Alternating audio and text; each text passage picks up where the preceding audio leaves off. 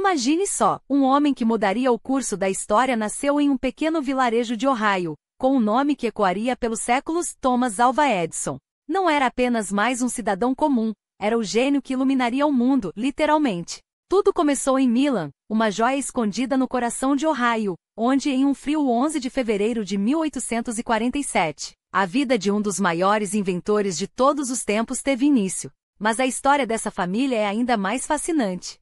Seu pai, Samuel Ogden Edison Jr., não era um homem qualquer. Nascido em 1804 em Digby, na pitoresca Nova Escócia, ele carregava consigo as raízes de uma linhagem marcada por coragem e determinação. Seus antepassados, como John Edison, sim, com S mesmo, haviam cruzado o Atlântico ainda crianças, vindos da Holanda, e se estabelecido em Nova Jersey. Esse John não era qualquer um banqueiro de Wall Street que, nas sombras da Revolução Americana, apoiou a causa da independência. Um homem de convicções que, mesmo entre lealistas britânicos, escolheu lutar pelo nascimento de uma nova nação.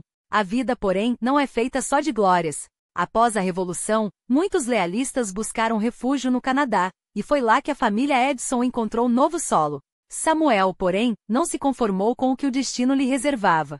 Em 1828, com apenas 24 anos, ele conheceu Nancy Matthews Elliott, uma jovem de 17 anos vinda de Nova York, filha de um veterano do Exército Continental. Juntos embarcaram em uma jornada cheia de desafios. A rebelião de 1837 em Ontário os forçou a deixar tudo para trás, rumo aos Estados Unidos, onde finalmente se estabeleceram em Milan, Ohio, um lugar que se tornaria o berço de uma lenda. E foi nesse cenário que em 1838 Samuel e Nancy deram à luz seu 7º filho, Thomas. O pequeno Al, como carinhosamente era chamado, cresceu em uma época de efervescência. Os anos 1830 e 1840 foram marcados por transformações profundas. Andrew Jackson, o presidente que se apresentava como defensor do povo contra a elite corrupta de Washington, liderava uma nação dividida entre o progresso e as tradições. Enquanto os Whigs pregavam um governo central forte e uma economia integrada, os democratas de Jackson apostavam no poder dos estados e na expansão para o oeste, um movimento que levaria à anexação do Texas, à guerra contra o México e à conquista de territórios que se estendiam até a Califórnia. Mas não era só a política que fervilhava. A Revolução Industrial, que havia nascido na Inglaterra, agora ganhava força nos Estados Unidos. Ferrovias cortavam o país como veias de aço, conectando cidades como Nova York, Boston, Chicago e Filadélfia. Fábricas surgiam a cada dia, e o progresso tecnológico parecia não ter limites. Foi nesse caldeirão de inovações que o jovem Thomas desenvolveu sua mente brilhante. Desde cedo sua curiosidade era insaciável. Histórias contam que, ainda menino, ele desmontava tudo o que via pela frente, só para entender como funcionava. Um dia, ao observar uma galinha chocando seus ovos, ficou tão fascinado que decidiu testar o processo ele mesmo, e para surpresa de todos conseguiu. Thomas Alva Edison não nasceu em um mundo comum. Ele nasceu em uma era de possibilidades infinitas, onde a nação se expandia, a tecnologia avançava e os sonhos pareciam ao alcance das mãos. E foi nesse ambiente, entre trilhos de trem, debates políticos e o burburinho das fábricas, que o menino que brincava de inventor se tornaria o homem que mudaria o mundo para sempre. E a vida, como sempre faz com os grandes, teceu seus fios de maneira inesperada. Enquanto os irmãos e primos brincavam de rir de suas excentricidades, esse Al nunca vai parar de mexer nessas coisas, dizia o cunhado entre risadas. Eram justamente aquelas mãos inquietas que moldariam o futuro. Homer, o irmão de sua mãe, um agricultor de terra firme e costumes simples, via no sobrinho apenas um menino distraído demais para os afazeres do campo. Mas Marianne, sua mãe, enxergava além. Ela não apenas compreendia a curiosidade voraz do filho como a alimentava, transformando cada pergunta em uma porta aberta para o conhecimento. Por que as coisas funcionam assim? Questionava o pequeno Al, e ela, em vez de silenciar sua mente, respondia com livros, experimentos e, acima de tudo, confiança. Milan, aquela joia à beira do Lago Erie, era muito mais do que um ponto no mapa em 1839. Era um palco de ambição, onde o recém-inaugurado Canal de Milan, uma obra que desafiou pântanos e ceticismos, transformará a cidade em um porto próspero, ligando os grãos do interior diretamente aos mercados de Nova York. O progresso pulsava nas docas, nas vozes dos comerciantes, no vai-vem das embarcações. Os anos 1840 e 1850 foram uma era dourada. A nação crescia, os trilhos se estendiam como veias de aço e Milan, por um breve e glorioso momento, foi o coração dessa revolução. Mas o destino, como sempre, reservava suas ironias. Enquanto cidades vizinhas abraçavam as ferrovias, Milan resistiu e pagou o preço. Os planos para conectá-la aos grandes centros ruíram sob a pressão dos interesses do canal. A cidade, outrora rainha das rotas fluviais, viu seu reinado minguar quando o grão passou a fluir por outros caminhos. Ainda assim, adaptou-se. Sobreviveu. E foi nesse cenário de mudanças que em 1854, Samuel Edison Jr. tomou uma decisão que mudaria tudo: mudar-se para Port Huron. O retorno à terra familiar não foi apenas uma questão de sobrevivência, mas de oportunidade. Para o pequeno Al, agora carinhosamente chamado de Tom, como ele mesmo preferia, a mudança foi um renascimento. A escola local recebeu, mas foi em casa que sua educação verdadeiramente floresceu. Nancy Edison, sua mãe, uma professora por vocação, transformou as limitações do filho em trampolins. Delicado com problemas de audição desde a infância, agravados pela escarlatina aos 11 anos, Tom não se encaixava nos moldes rígidos da sala de aula. Mas Nancy via nele algo que os outros não enxergavam, uma mente brilhante, faminta por respostas. Ela lhe deu livros. Não qualquer livro. Obras de Thomas Paine, o revolucionário que inflamou a independência americana com suas ideias de liberdade. Manuais de história natural e experimentos científicos que acendiam faíscas em sua imaginação. A filosofia é a arte de questionar, ela lhe dizia, enquanto o menino devorava páginas sobre Newton, a física, os mistérios da natureza. E então veio o momento em que as palavras não bastaram. O porão da casa se tornou seu laboratório. Se vai explodir algo, que seja lá embaixo, brincava Nancy, enquanto o filho misturava químicos, montava circuitos e, sem saber, dava seus primeiros passos rumo à genialidade. Porque genialidade, afinal, não nasce do acaso. Nasce da obsessão. E Tom Edison era obcecado. Aos 12 anos, enquanto outros meninos brincavam, ele trabalhava. Vendeu jornais nos trens da Grand Trunk Railroad, uma linha que ligava Port Huron a Detroit, passando por cidades fervilhantes como Chicago. Aqueles vagões não eram apenas um emprego, eram uma escola sobre rodas. Entre uma estação e outra, ele lia tudo o que caía em suas mãos: jornais, revistas científicas, manuais de telegrafia, e mais importante, observava. Observava como o mundo funcionava, como as pessoas se comunicavam. Como a tecnologia, ainda embrionária, poderia ser domesticada, aperfeiçoada, revolucionada. E então veio a virada. Aos 15 anos, com a audácia de quem não conhece limites, Tom fundou seu próprio jornal, o Grand Trunk Herald. Impresso em uma pequena prensa a bordo do trem, o semanário circulava entre passageiros ávidos por notícias, e em pouco tempo vendeu 200 cópias por edição. Mas não parou por aí. Com o dinheiro que ganhava, ele contratou 2 ajudantes, expandiu suas vendas para legumes da fazenda do pai, um negócio paralelo que mostrava seu instinto comercial, e, acima de tudo, sonhava maior. Porque Tom Edison não era apenas um vendedor de jornais. Era um visionário disfarçado de adolescente. E foi nesse momento, entre trilhos e tinta de impressão, que seu olhar se voltou para algo que mudaria tudo: o telégrafo. Aquela máquina mágica inventada décadas antes, que transformava palavras em pulsos elétricos, cruzando continentes em segundos. Para a maioria, era apenas um meio de comunicação. Para Tom, era um convite, um desafio, uma porta entreaberta para um mundo que só ele conseguia ver, e ele estava determinado a entrá-la. Mas a vida de Thomas Edison não era feita apenas de circuitos e invenções. Era também uma tapeçaria de momentos humanos, tecida com fios de coragem, sacrifício e até mesmo heroísmo. E foi numa tarde comum, entre o apito das locomotivas e o burburinho da estação, que o destino lhe apresentou um teste inesperado. O pequeno Jimmy Mackenzie, de apenas 3 anos, havia escapado da vigilância da mãe e, sem perceber, adentrou os trilhos do Grand Trunk Railway. O trem se aproximava, implacável, quando um grito cortou o ar. Sem hesitar, o jovem Edison, então com apenas 15 anos, lançou-se sobre os trilhos, arrancou a criança do caminho e rolou para longe segundos antes do impacto. O maquinista freou desesperadamente, mas o dano já estava feito. O herói da hora saía com os tímpanos estourados pelo apito ensurdecedor. Um preço pequeno, diria ele depois, por uma vida salva.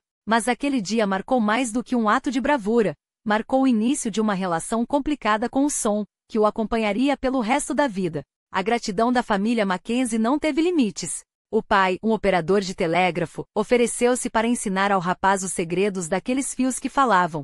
Em 3 meses, Tom dominava o código Morse como se sempre o soubesse. Não era apenas habilidade, era paixão. E paixão, ele sabia, era o combustível das grandes revoluções. Os anos seguintes foram uma odisseia de estações e cidades, de Michigan a Ontário, onde os dedos de Edison dançavam sobre as teclas do telégrafo como um pianista virtuoso. Trabalhava turnos noturnos, não por obrigação, mas por escolha. A quietude da madrugada era seu refúgio, as horas vazias seu laboratório particular. Enquanto os colegas dormiam, ele devorava livros de ciência. Absorvia as teorias de Faraday como um sedento e anotava ideias em cadernos que jamais deixava ao alcance de olhares curiosos.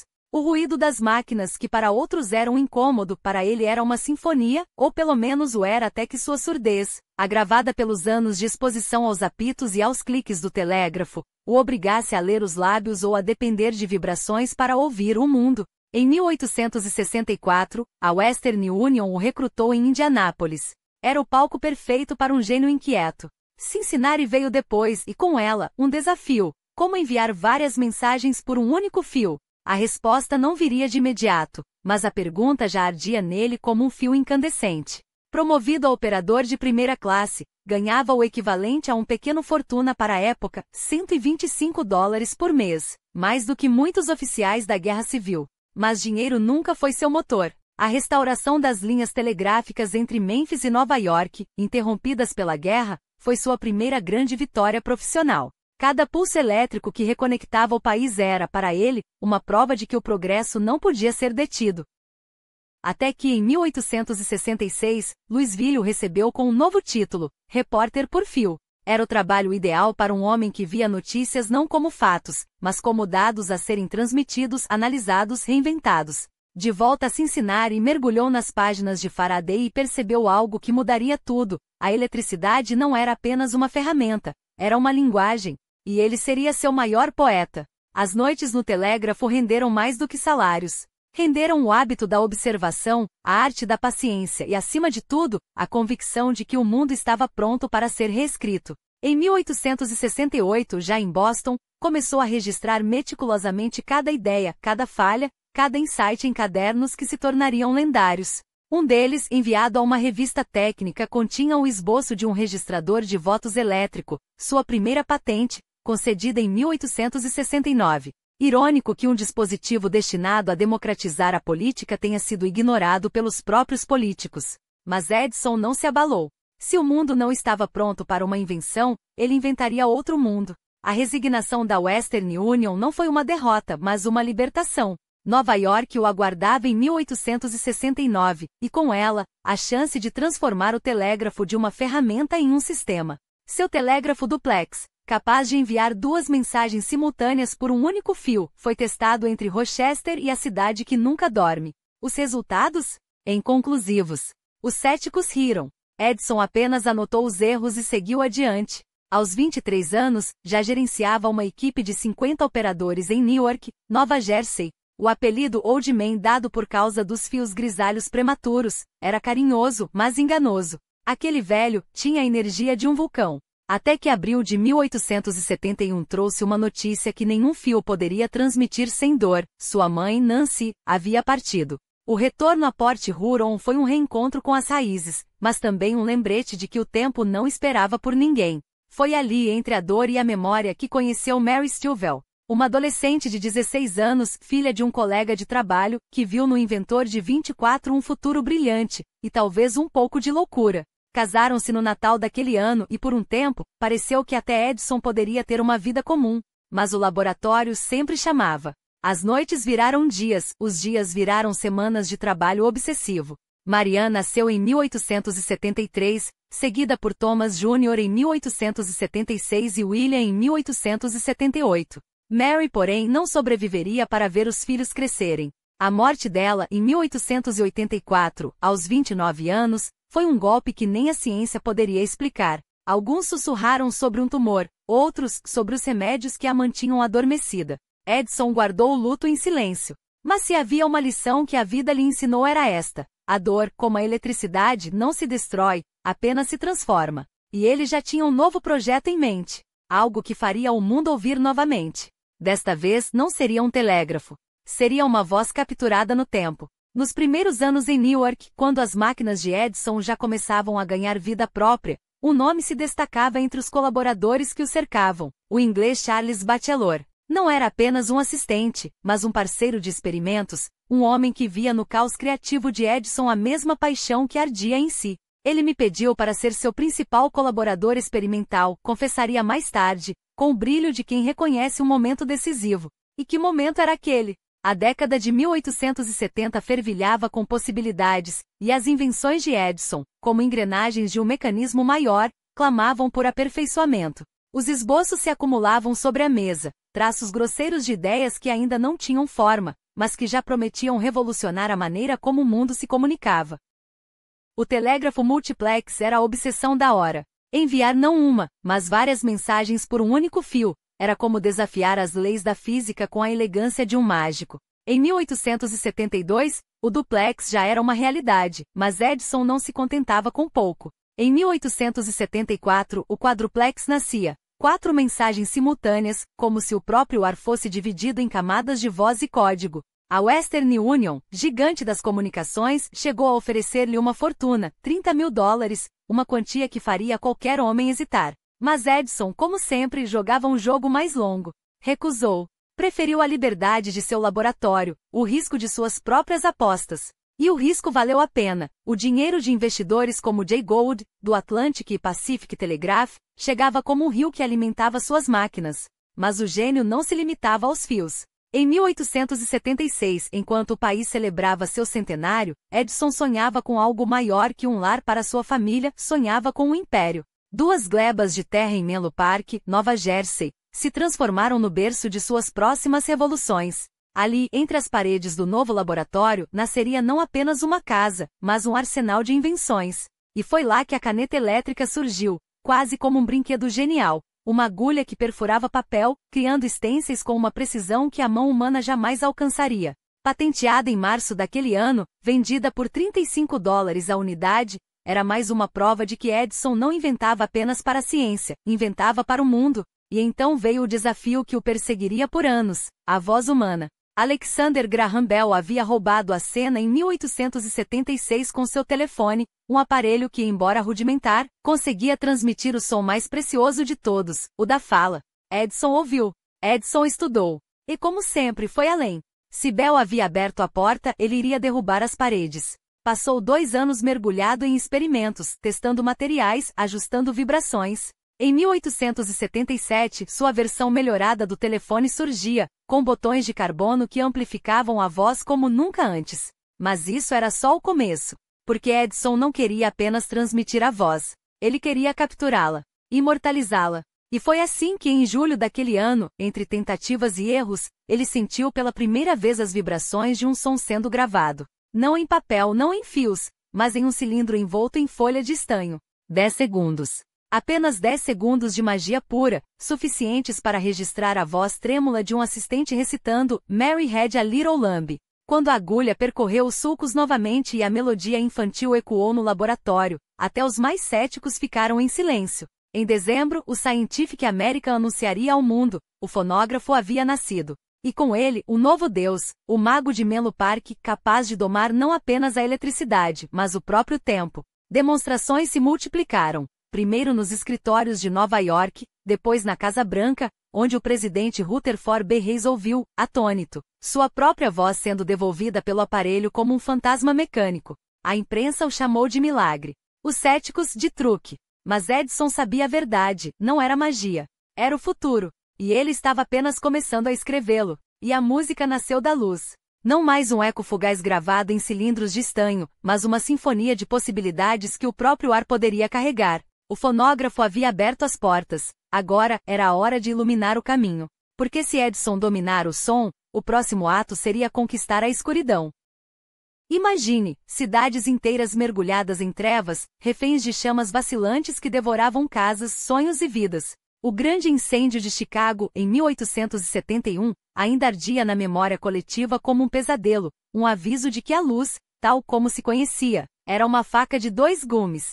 Lamparinas a óleo de baleia, velas de sebo, gás inflamável, Todas prometiam claridade, mas cobravam um preço em sangue e cinzas.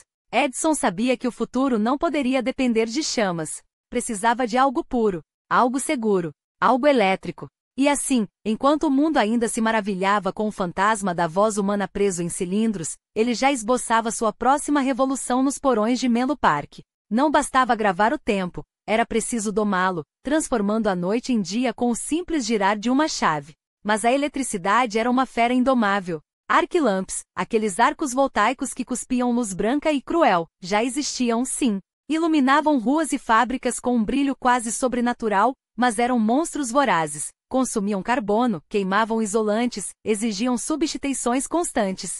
E pior, não podiam ser confinados entre quatro paredes. A luz elétrica até então era um privilégio dos espaços abertos, um espetáculo para multidões, não um conforto para lar. Até que em 1878, Edison fez uma aposta ousada. Não com arcos mas com filamentos. Não com luzes que rugiam mas com bulbos que sussurravam. A ideia? Um fio tão fino que quase desaparecia aos olhos, selado em um globo de vidro onde o ar havia sido sugado até restar apenas o vácuo. Um fio que ao ser percorrido pela corrente não se consumia em chamas mas brilhava. Platinum, pensou inicialmente. O metal dos reis, resistente e nobre. Mas o custo era proibitivo. Então o carvão. Barato, abundante, quase descartável. E contra todas as expectativas, funcionou. Em outubro de 1879, o impossível aconteceu. Um bulbo com filamento de carbono, alimentado por uma bateria, permaneceu aceso por 13 horas e 30 minutos. Depois 40 horas. Depois 100. A luz não mais tremeluzia, não mais morria ao toque do vento. Ela permanecia. E quando Edison finalmente exibiu seu sistema em Menlo Park, uma rede de 18 lâmpadas conectadas a um único gerador, o mundo entendeu, não era uma invenção, era uma revolução. Mas a história, como sempre, tinha seus heróis esquecidos. Do outro lado do Atlântico, um químico inglês de mãos calosas chamado Joseph Swan já havia, anos antes, demonstrado um bulbo incandescente em público. Sua casa, Craig Seed, brilhava com a luz elétrica antes mesmo que Edison perfeccionasse a sua. E quando a notícia da patente americana chegou à Inglaterra, Swan não se curvou. Processou. A batalha que se seguiu não foi apenas por direitos, mas por um lugar na história. Quem, afinal, havia realmente inventado a luz elétrica? Edison, porém, nunca se importou com ser o primeiro. Importava-se com ser o melhor. E enquanto os tribunais decidiam, ele fazia o que sempre fizera. Trabalhava. Em 1882, sua usina em Perry Street, Nova York, tornou-se a primeira central elétrica comercial do mundo. Um ano depois, em um gesto que só um visionário, ou um gênio do marketing, seria capaz de fazer, uniu forças com o próprio Swan. A Edison e Swan United Electric Light Company nasceu não da derrota, mas da estratégia. Porque quando se trata de iluminar o mundo não há espaço para sombras. E assim a noite deixou de ser um limite. As ruas, os lares, os sonhos, tudo poderia agora ser preenchido por uma luz que não vacilava, não queimava, não traía. O fonógrafo havia dado voz ao passado. A lâmpada incandescente criava o futuro. E Edison, com suas mãos sempre sujas de fuligem e seus olhos sempre fixos no horizonte, sorria. Porque ele sabia, a humanidade acabará de ganhar sua maior batalha contra a escuridão. Mas isso, claro, era apenas o começo.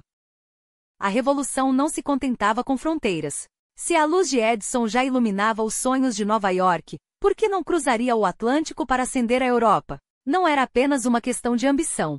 Era uma questão de tempo. O mundo estava pronto e Edison, com sua teimosia genial, não iria deixar que oceanos ou concorrentes apagassem seu brilho. A união faz a força, e em 1880, quando as mãos de Edison e Swan se entrelaçaram para formar a Edison e Swan United Electric Light Company, não foi apenas um acordo comercial. Foi um manifesto. Dois gigantes anti-rivais, agora aliados sob uma mesma bandeira, a da luz incansável. Enquanto a Inglaterra assistia à fusão das empresas de telecomunicações de Graham Bell, um movimento que redefinira o próprio conceito de conexão, Edison sabia que sua batalha seria ainda mais épica. Não bastava iluminar uma cidade. Era preciso conquistar um continente. E assim, enquanto Nova York se preparava para seu batismo de luz, os planos de Edison já se estendiam além do Perry Street Station. A Edison Electric Illuminating Company of New York não era apenas uma empresa, era uma promessa. Uma promessa de que a escuridão, daquele momento em diante, seria uma escolha, não uma condenação. Mas para que a luz brilhasse em Wall Street, era preciso primeiro dominar as sombras da burocracia, dos céticos e da própria natureza. Edison, como sempre, tinha um plano. Enquanto seus engenheiros cavavam túneis sob Manhattan para enterrar os cabos, uma jogada de mestre que protegeria a rede das intempéries, seu braço direito, o tenente Charles Batchelor, partia para a Europa com uma missão: transformar ceticismo em fascínio. Paris, 1881. A Exposition Internationale d'Electricité era o palco perfeito para mostrar ao mundo que o futuro não era uma teoria, mas uma realidade tangível. Nas duas salas alugadas por Batchelor, as lâmpadas incandescentes de Edison não apenas brilhavam, elas hipnotizavam. E ao lado delas, os fonógrafos e telefones provavam que a genialidade não tinha limites. Mas Edison não se contentava com admiração. Ele queria contratos. E os conseguiu. Primeiro, a iluminação do foyer da Ópera de Paris, um símbolo de elegância que agora carregaria também o selo da inovação. Depois, a La Scala em Milão, onde os candelabros de cristal cediam espaço para a precisão elétrica. Londres, por sua vez, resistia, até que a Auburn-no-Borborion Viaduct Power Station provou que até o carvão poderia se render à eficiência. Quando as luzes se acenderam no General Post Office, não foi apenas um edifício que ganhou claridade, mas uma nação que começou a acreditar. Enquanto isso, do outro lado do Atlântico, Pearl Street se preparava para seu momento de glória. Setembro de 1882. O Distrito Financeiro de Nova York, coração pulsante do capitalismo, seria o primeiro a experimentar o poder de uma usina elétrica centralizada. E quando as lâmpadas se acenderam nos escritórios de J.P. Morgan, sim, o próprio J.P. Morgan, agora acionista da Edison, não foi apenas uma vitória técnica. Foi o sinal de que a era do gás, das velas e da incerteza havia terminado. A partir daí, a expansão foi inevitável. Mais de 150 usinas surgiram nos Estados Unidos e na Europa, cada uma delas um farol da nova era. Homens como John Leeb, enviado a Milão, e William Leeb, que assumiria a Italian Edison Company, não eram apenas funcionários, eram apóstolos de uma fé inquebrantável, a de que a eletricidade não era um luxo, mas um direito.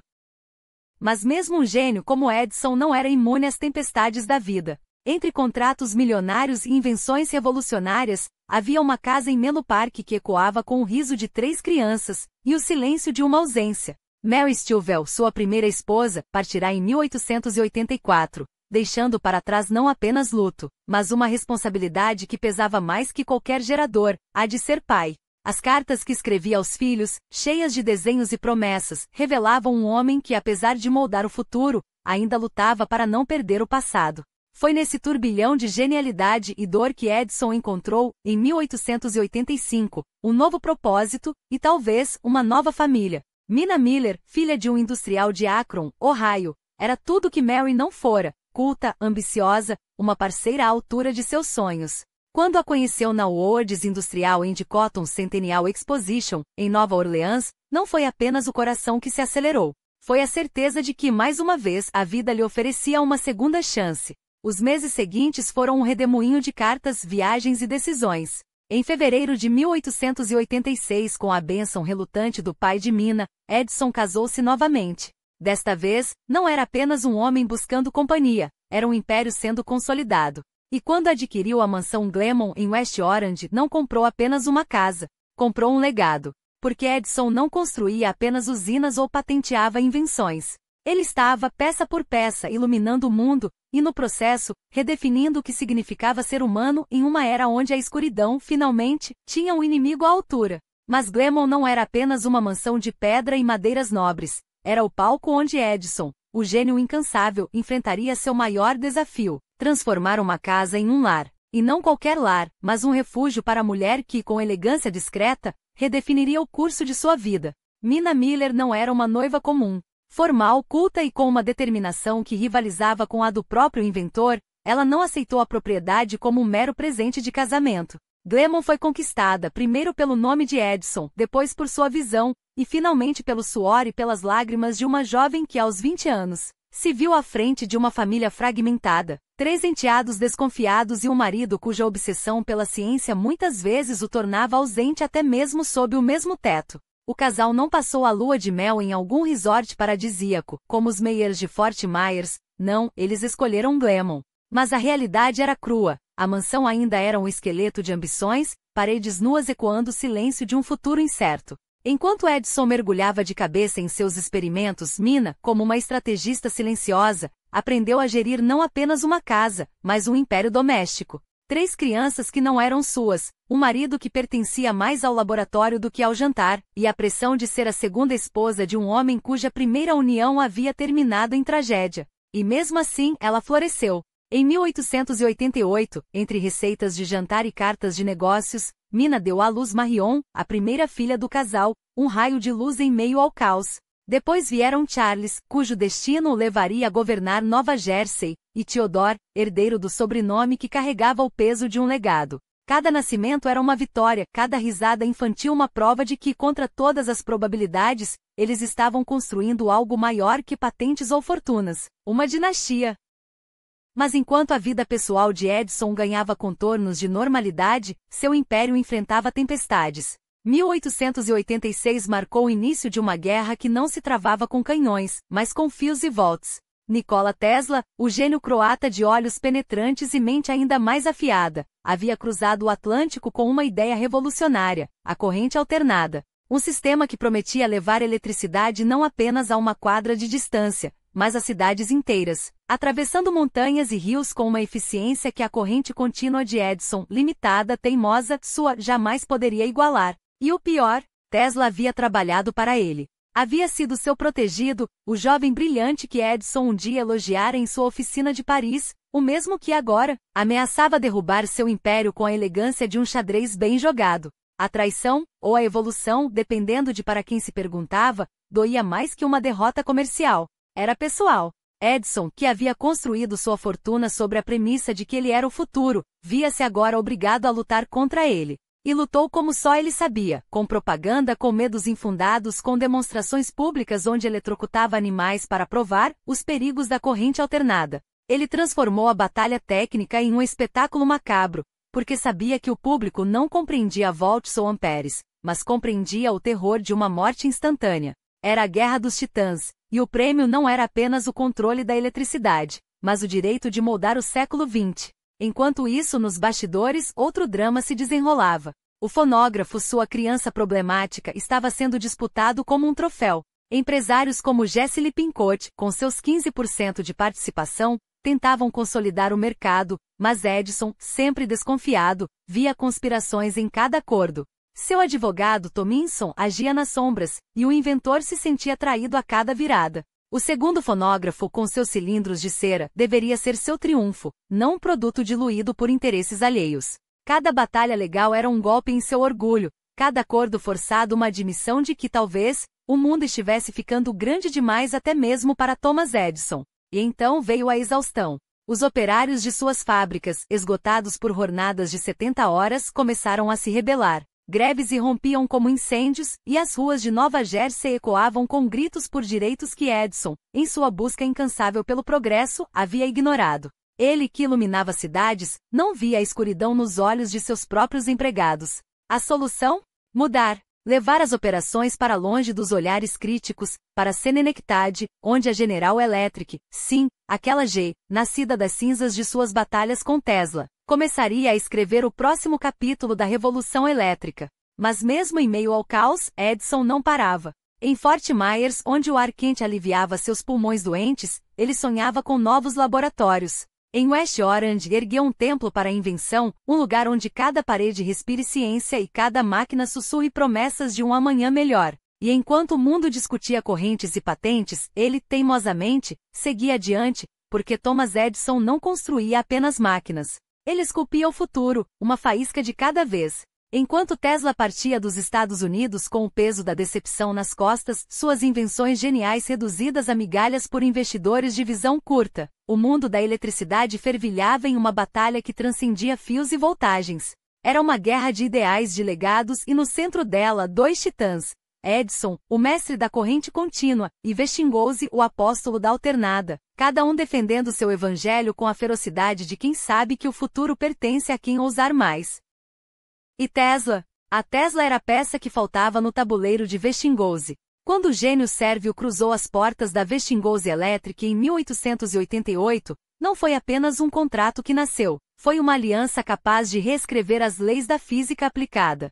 Seu motor de corrente alternada, antes um sonho esmagado pela indiferença, ganhou vida nos laboratórios de Pittsburgh, onde transformadores humildes se tornaram os arquitetos de uma revolução. Agora, a eletricidade poderia viajar. Não mais presa a poucos quarteirões, não mais refém de cabos grossos como serpentes, a energia saltaria montanhas, cruzaria desertos, e iluminaria cidades inteiras com a graça de um raio domado. Edison, é claro, não assistiria a isso de braços cruzados. Se a corrente alternada era o futuro, ele faria de tudo para que esse futuro cheirasse a morte. E que melhor palco para sua campanha do que o medonho espetáculo da cadeira elétrica? Com a cumplicidade de Harold Brown, um engenheiro que trocara a ética pela notoriedade, e o aval do governador de Nova York, ele transformou a execução de William Kemmler em um macabro teatro. Veja, sussurrava a propaganda envenenada, a corrente alternada de Westinghouse não ilumina, ela mata. Os jornais regurgitavam manchetes sensacionalistas, enquanto Edison, nos bastidores, garantia que o gerador usado fosse da marca rival. A ironia? O próprio sistema de corrente contínua, em sua ineficiência, exigia voltagens tão altas para execuções que muitas vezes falhava, prolongando a agonia do condenado. Mas pouco importava, o objetivo não era a justiça, e sim a destruição. Enquanto isso, nos salões do poder, J.P. Morgan tecia sua teia. O magnata via o que poucos enxergavam. A eletricidade não era um negócio, era o negócio do século. Em 1892, com um golpe de mestre, fundiu a Edison General Electric com sua rival Thomson Houston, nascendo assim a General Electric, um império que controlaria 3/4 da indústria elétrica americana. Edison, agora um sócio minoritário, viu seu nome ser engolido pela máquina que ele mesmo ajudara a criar. Westinghouse, por sua vez, cambaleava à beira da falência, esmagado pelos custos da guerra das correntes e pelas manobras de Morgan. Mas Tesla, sempre Tesla, era a carta na manga. Sua patente do motor de indução, licenciada a Westinghouse, salvou a empresa do abismo. A Exposição Universal de Chicago, em 1893, seria o veredicto final, e a corrente alternada, com seu brilho ofuscante, ditaria a sentença. E então veio Paris. 1889, a Cidade-Luz já não precisava de velas para justificar seu nome. Para a Exposição Universal, Edison chegou como um imperador. Seu pavilhão era um templo da inovação, onde o fonógrafo encantava multidões e suas lâmpadas transformavam a noite em dia. 30.000 almas se aglomeravam para ver o mágico americano, agora uma celebridade transatlântica, ser coroado no alto da Torre Eiffel, aquela estrutura temporária, que como suas próprias invenções, desafiava o tempo. No salão privado de Gustave Eiffel, entre taças de champanhe e os acordes de chá Gounod, Edison brindava ao futuro, enquanto lá fora, a Europa inteira se rendia ao seu gênio. Mas nem mesmo os aplausos de Paris conseguiram afogar o ruído das máquinas em New Jersey, porque Edison, o homem que iluminara o mundo, agora sonhava com algo ainda mais ambicioso, dominar o próprio metal. Desde os anos 1870, uma obsessão o consumia: extrair ferro de areias pobres, de minérios rejeitados, usando nada menos que o magnetismo. Era a alquimia moderna, transformar o inútil em ouro. Em Bechtelsville, Pensilvânia, ele ergueu sua usina piloto, recrutando mentes brilhantes como John Burkembine para tornar real o impossível. Separar o ferro da ganga com ímãs, riam os céticos. Edison fará até a areia cantar, respondiam seus leais. Por 3 anos, as máquinas rugiram, os investidores esperaram, e o mundo observou até que em 1891, o silêncio. O projeto falhara, devorando fortunas e deixando para trás apenas montanhas de dívidas. Mas Edison já estava olhando para o próximo horizonte. Afinal, o fracasso não era uma derrota. Era apenas a prova de que a próxima ideia seria ainda mais audaciosa. Eis um homem que não se curva ao destino, mas o desafia a cada revés. Enquanto os incrédulos sussurravam que seu império de mineração era mais um sonho arruinado, Edison já traçava novas rotas no mapa da inovação. Produzimos ferro com mais de 60% de pureza, anunciava com o entusiasmo de quem vê o futuro se materializar. Não bastava extrair, ele queria dominar a cadeia inteira, comprar minas, refinar o metal até torná-lo imaculado. Cada grama de ferro, cada lingote fundido, era mais um tijolo no império que construía com as próprias mãos. Agora temos nosso próprio suprimento, declarava, enquanto os engenheiros da American Institute of Mining o aclamavam como visionário que faltava à indústria. Os ímãs não haviam salvado Ogdensburg, mas a teimosia sim. E se o mundo duvidava que duvidasse, ele já despachava equipes para mapear novas fronteiras, enquanto os rolos magnéticos separavam, classificavam, transformavam rocha bruta em promessa. Mas a genialidade de Edison não se contentava com um só palco. Enquanto as máquinas rugiam em Ogdensburg, seu laboratório em Menlo Park fervilhava com outra obsessão: capturar o movimento. O kinetoscópio não era apenas uma invenção, era uma revolução em uma caixa. Por 25 centavos, o público podia testemunhar o impossível: o forte Sandu flexionando seus músculos, búfalos galopando, ursos dançantes, o próprio Buffalo Bill em ação. Um espetáculo por moeda, diziam os jornais. Um milagre por segundo, corrigia Edison, enquanto os kinetoscópios se multiplicavam como fogos de artifício, iluminando salões e feiras, enchendo seus cofres com o som metálico das moedas. Até a crise de 1893, esse Tower of Light na feira de Chicago, ironicamente ofuscado pela própria invenção que não pôde exibir, provou que até os tropeços podiam ser alavancas. Quando o pânico econômico engoliu o país, ele recorreu ao sogro Lewis Miller, não como um mendigo, mas como um estrategista. O empréstimo não é uma derrota, é combustível. E então, como um fênix que teima em renascer das próprias cinzas, voltou a Ogdensburg em novembro de 1894. Desta vez, não apenas para extrair, mas para reinventar. Vamos otimizar cada etapa, ordenava, enquanto desenhava no ar os contornos de uma mina modelo. Até a cabana de 2 andares que ergueu, apelidada de White House com um sorriso irônico, era um manifesto. Até o abrigo dos trabalhadores pode ser eficiente. Mas a competição com os gigantes da mineração era um jogo sujo e os números implacáveis.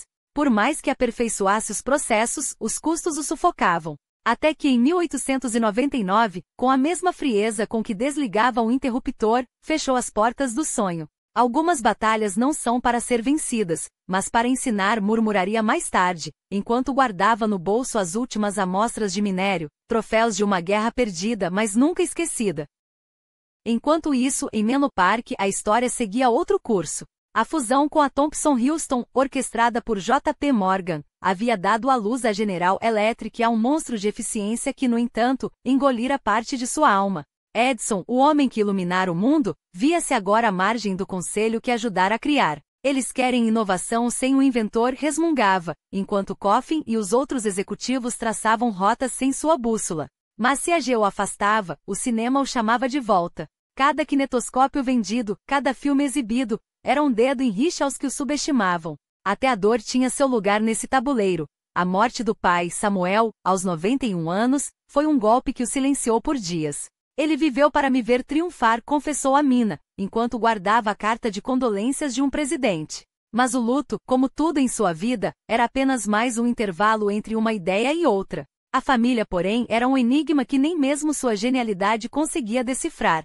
Marianne, a filha rebelde, casara-se com um oficial alemão e cruzara o oceano, levando consigo os ecos de uma relação tensa. Ela queria liberdade, eu queria legado, admitia, enquanto as cartas dela chegavam cada vez mais raras. Thomas Jr., o herdeiro aparente, afogava-se na sombra do pai, um fantasma de ambição e ressentimento. Nenhum homem deveria carregar o nome de outro como uma cruz, escreveu em um acesso de franqueza, depois que o filho desistira da mina em Ogdensburg. E então veio o colapso de 1897. Tom Jr., quebrado pela pressão, internado, William, o caçula, tentando, e falhando, em erguer seus próprios negócios. Talvez o meu maior fracasso não seja nos laboratórios, mas em casa, confessou uma noite, enquanto observava as fotografias dos filhos espalhadas pela mesa.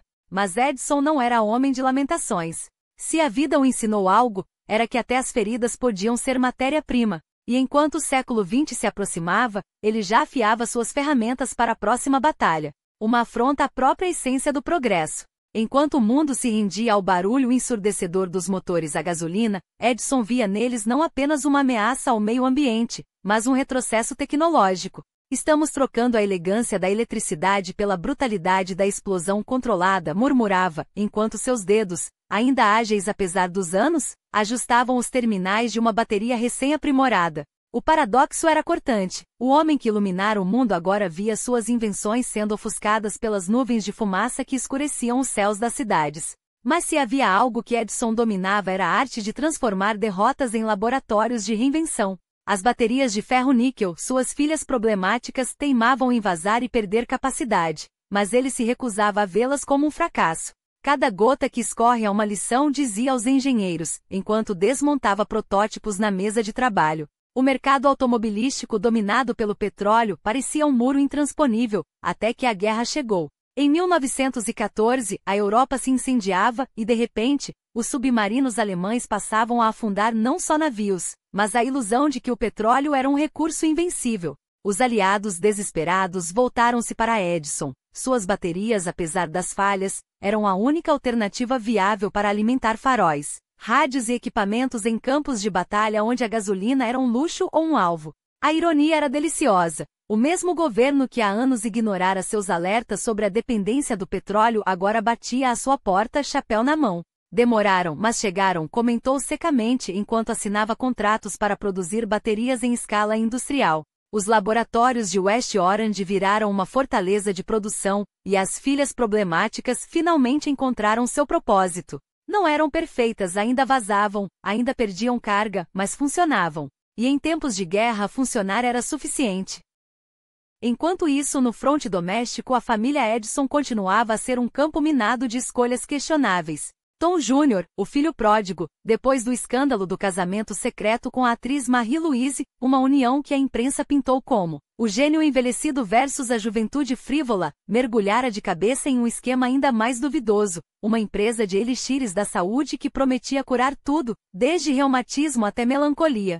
Snake Oil em garrafas de cristal resmungava Edison, enquanto rasgava cheques para acalmar os credores do filho. Mas até nesse desastre havia uma lição. Observando os frascos coloridos e as promessas mirabolantes, ele teve um estalo. Se as pessoas compram esperança em doses, por que não vender algo que realmente funcione? Foi assim que nasceu a ideia de comercializar suas baterias não só para indústrias, mas para lar, como a energia limpa, que libertaria as donas de casa da escuridão dos lampiões a querosene. A virada do século trouxe consigo uma verdade inconveniente. Edison já não era o único mago da eletricidade.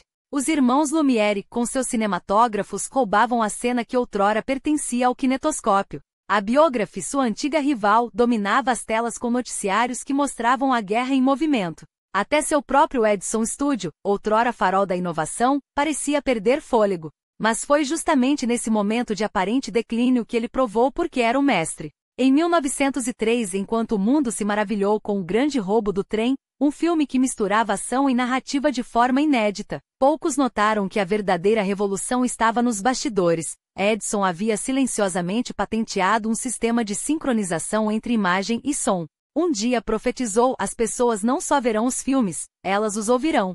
A indústria riu. Afinal, quem precisaria de som quando o silêncio já era tão lucrativo? Mas Edison não se importava com o ceticismo. Ele estava ocupado demitindo outra batalha, desta vez contra o próprio tempo. Enquanto os médicos sussurravam sobre sua saúde frágil, ele passava noites em claro, testando ligas metálicas para suas baterias, ditando cartas a secretários exaustos e sonhando com um futuro onde suas invenções, das lâmpadas aos carros elétricos, finalmente triunfariam. Eles pensam que estou velho, escreveu em um caderno, mas a eletricidade não envelhece. E enquanto ela correr nas minhas veias, eu também não. A caneta riscou o papel com a mesma determinação com que décadas antes, traçara os primeiros esboços do fonógrafo. O mundo podia mudar. Os filhos podiam decepcionar. Os rivais podiam roubar a cena. Mas Thomas Edison, ele ainda tinha uma última faísca para acender. E a história poderia ter terminado aí com um velho inventor teimoso, cercado por memórias e máquinas, enquanto o mundo acelerava para além dele. Mas Edison não era homem de se render ao passado. Enquanto a Europa ardia em trincheiras e a América se preparava para entrar na guerra, ele viu não uma crise, mas uma chamada. Se a nação precisa de armas, darei-lhe engenho. Se precisa de esperança, darei-lhe invenção. A Primeira Guerra não era apenas um conflito de exércitos, mas de recursos. E quando o bloqueio britânico cortou o suprimento de ácido carbólico, o antisséptico que salvava vidas nos hospitais de campanha, Edison não esperou por soluções. Ele as criou. Por que importar o que podemos fabricar?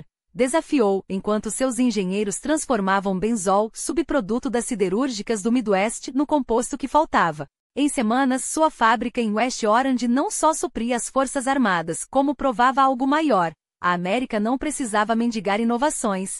Podia e devia produzi-las. Mas sua mente não parava nos laboratórios. Enquanto os jornais noticiavam o torpedeamento do Lusitânia e as ruas fervilhavam com clamores por intervenção, Edison sentou-se à mesa com o almirante Bradley Fiske e traçou planos que fariam tremer Berlim. Submarinos? Vamos construir uma frota que os alemães nem sonham. E assim nasceu o projeto. Uma força submarina americana, rápida, letal, capaz de proteger a costa leste e projetar poder além-mar. O Departamento da Marinha ouviu. Assinou contratos. E pela primeira vez, o homem que iluminara o mundo agora armava sua nação. Mas havia um detalhe que poucos conheciam. Edison não queria apenas vencer a guerra. Queria reescrevê-la. No Naval Consulting Board que ajudou a fundar, ele reuniu as mentes mais brilhantes do país, químicos, físicos, estrategistas e os desafiou. Inovem como se cada ideia pudesse salvar um soldado. Porque pode. De lá saíram protótipos de sonares primitivos, sistemas de comunicação submarina e até esboços de um raio da morte. Sim, ele ainda sonhava com armas de energia. Alguns riram. Outros, como o jovem Charles, seu filho, viram ali o futuro. E então, em 1917, veio o golpe. A América declarou guerra. Edison, aos 70 anos, poderia ter se recolhido à sua estufa de plantas em Fort Myers, onde Burroughs e Ford ainda o visitavam para pescarias e noites de histórias ao redor da fogueira. Mas o inventor que um dia dissera, o gênio é 1% inspiração e 99% transpiração, não sabia viver na retaguarda. Assumiu o cargo de consultor-chefe da Marinha, transformou West Orange em um arsenal de ideias e trabalhou 18 horas por dia, como se o relógio fosse seu último inimigo. 49 projetos. 49 tentativas de mudar o curso da história. Alguns falharam, como o concreto barato para casas que nunca saíram do papel. Outros, como sistemas de detecção de submarinos, salvariam vidas anos depois. Mas o que importava não eram os troféus, e sim a mensagem. Enquanto houver um problema, haverá um Edison para resolvê-lo. E se, nas noites silenciosas, entre um telegrama urgente e outro, ele fechava os olhos e ouvia o eco de uma soprano no Metropolitan, a voz de Anna Case, gravada em seus discos, era apenas para lembrar que, no fim, a guerra também se vencia com beleza. Com a teimosia de um fonógrafo que se recusava a calar. Com a fé de um homem que, mesmo às vésperas de um mundo em chamas, ainda acreditava que a próxima grande invenção estava a um esboço de distância. E não era apenas a guerra que o movia. Era a pátria, esse amor obstinado por um país que ele ajudara a iluminar literalmente. Quando a Marinha adotou suas invenções não foi por acaso, mas pela mão firme de um homem que aos 70 anos, ainda via cada desafio como um convite à genialidade. Patriota até a medula, Edison não vendia fonógrafos. Oferecia consolo aos soldados no front, transformando trincheiras em salas de concerto improvisadas. $60 anunciava com orgulho, como se o preço fosse um ato de resistência contra o caos. Porque para ele, até o comércio era uma forma de servir. Mas a guerra terminou e o mundo mudou. Em novembro de 1918, enquanto as ruas celebravam o armistício, Edison voltou para West Orange, onde seu filho Charles já comandava a empresa com a mesma determinação do pai. Aos 80 anos, o velho leão ainda rugia, mas agora dividia o palco. A direção passava para as mãos da nova geração, enquanto ele, cada vez mais, se permitia sonhar além dos relatórios e das patentes. Estou pronto para deixar o cotidiano para trás, confessava, não com tristeza, mas com a sabedoria de quem sabe que algumas batalhas são melhor travadas por outros.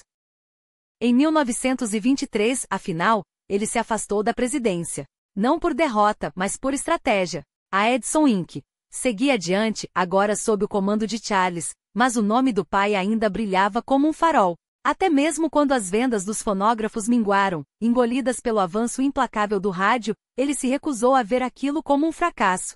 A tecnologia não mata sonhos, ela os reinventa, murmura-se que teria dito, enquanto seus dedos, ainda ágeis, desenhavam esboços de algo novo no verso de um envelope. Porque Edison não era homem de se render ao tempo. Na década de 1920, enquanto muitos o coroavam como o maior vivo título concedido pelo New York Times em 1922, ele já mirava o futuro com a mesma fome de sempre. As patentes podem ter diminuído, apenas 31 na década, apenas para um gênio, mas sua mente não.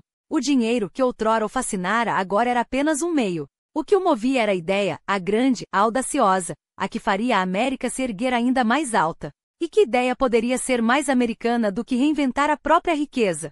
Em 1922, enquanto Wall Street especulava, ele propôs algo revolucionário. Por que não atrelar o dólar não ao ouro, mas às commodities que sustentavam a nação?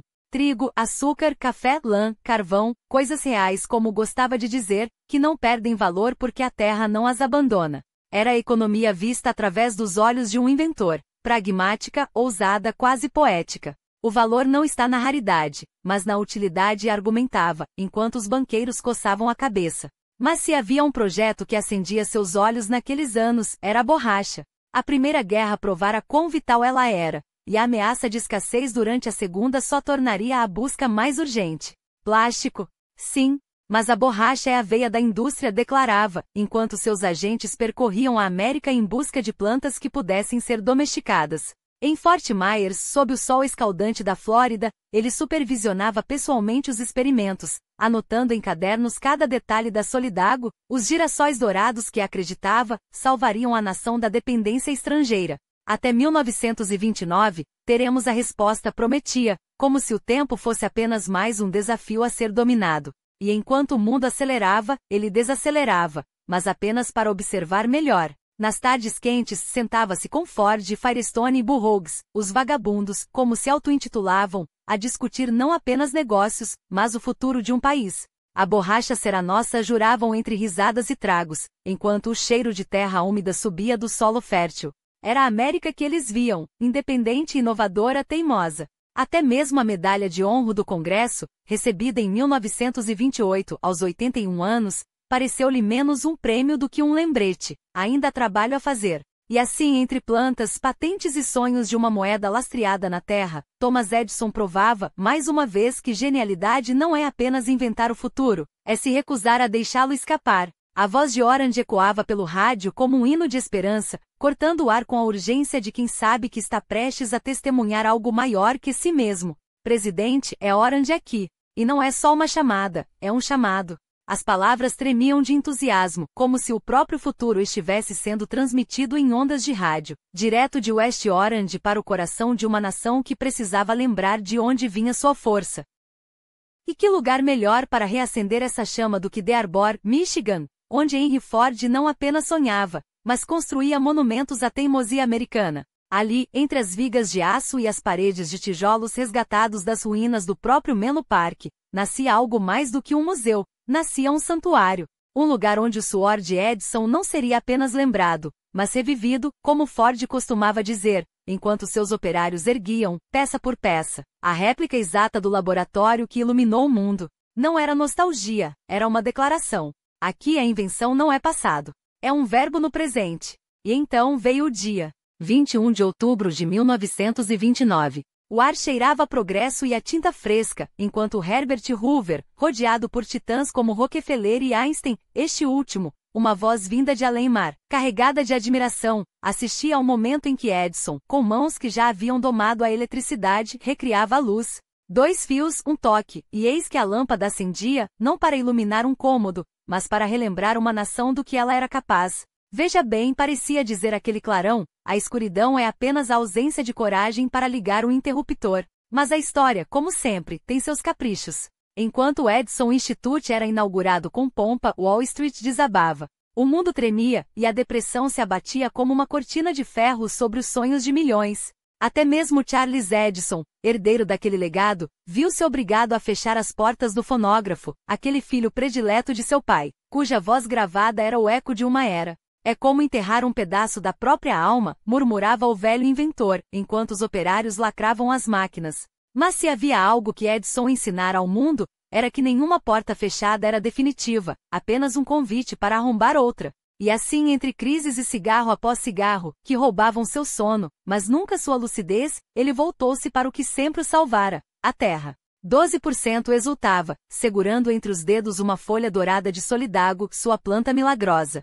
12% de borracha tirada do nada. Era a resposta à escassez, ao desespero, à dependência estrangeira. Ford, sempre o visionário, já imaginava as plantações na Geórgia, os pneus saindo das fábricas como pão quente, a América se reerguendo pelas próprias raízes. Vamos mostrar a eles como se faz, dizia Edison, enquanto os números dançavam em sua cabeça equações de esperança em meio ao caos. Mas o corpo traía. A diabetes o corroía, o sono o abandonava, e as noites se tornavam um jogo de xadrez contra a morte. Ainda assim, ele se recusava a deitar os braços.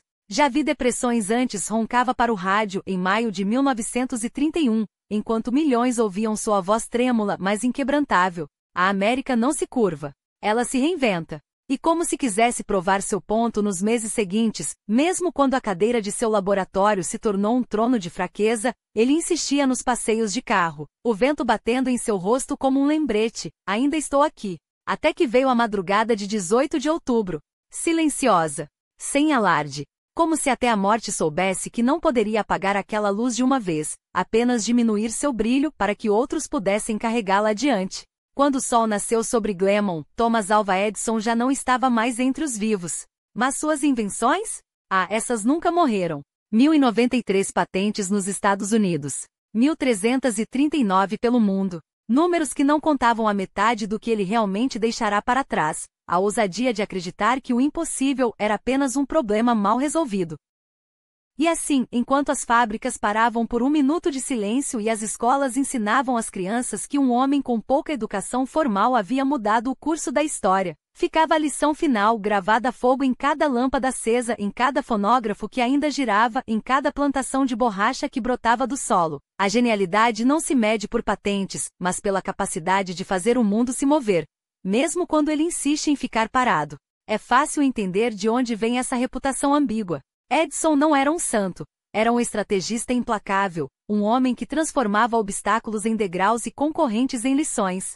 Sim, ele jogava duro, porque entendia que a inovação não se constrói com meias medidas, mas com audácia e, quando necessário, com um toque de astúcia. Afinal, o progresso não espera por quem hesita, ele pertence àqueles que ousam tomar as rédeas do futuro, mesmo que isso signifique reescrever as regras do jogo a seu favor. Mas reduzir sua trajetória à mera ambição seria ignorar o brilho que havia por trás da determinação. Edison não era apenas um homem de negócios, era um alquimista da era industrial, capaz de transformar o caos das ideias em ouro puro. Sim, ele se apropriou de conceitos alheios, como todo grande mestre, soube reconhecer o valor onde outros viam apenas esboços. E foi assim, com essa mistura de genialidade e pragmatismo, que ele erguia impérios enquanto o mundo ainda discutia se a eletricidade era um sonho ou uma ameaça. Hoje olhamos para trás e vemos um legado que vai além das polêmicas, um legado de luzes que nunca se apagam, de vozes gravadas para a eternidade, de cidades que pulsam com a energia de suas invenções. Ele nos provou que o progresso não é um presente, é uma conquista. E você, que carrega em si a mesma faísca de inovação, sabe disso melhor do que ninguém. Então me digam, visionários e construtores do amanhã, o que vocês enxergam quando olham para a história de Edison? Um gênio imperfeito? Um pioneiro sem escrúpulos? Ou simplesmente um homem que, contra todas as probabilidades, fez o mundo girar mais rápido? Porque no final das contas, a grandeza não se mede pela pureza das intenções, mas pelo rastro de transformação que deixamos para trás. E agora a palavra é sua. Compartilhem suas ideias, seus debates, suas visões. Afinal, é assim que o futuro se escreve. Obrigado por fazerem parte dessa conversa. A história não para, e nem nós.